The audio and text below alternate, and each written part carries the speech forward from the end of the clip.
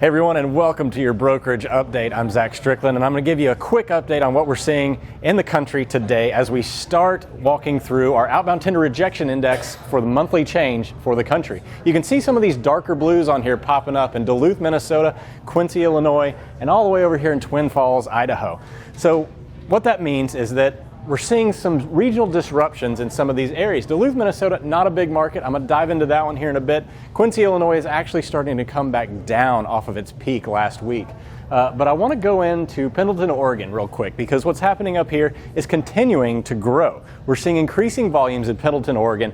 This is the area where the Yakima hops are grown. We've got apple harvests kicking off right now. So this is going to be a big market to watch entering the month of October. It's the end of quarter, but the apple harvest season really doesn't start kicking until October.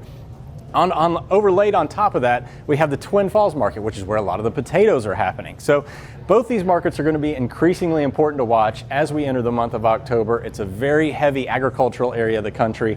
Rejection rates should start to climb, although they haven't really jumped off the radar just yet.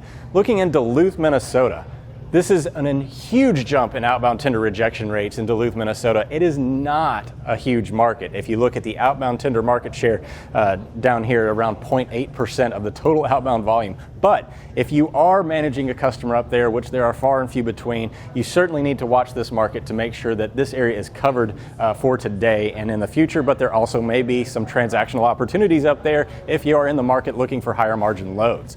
That'll cover it for the brokerage report for today. Thank you for tuning in to FreightWaves Now. As always, hit subscribe on the YouTube button and follow us on all our social media outlets, LinkedIn, Facebook, Twitter, and Instagram, and have a great Monday.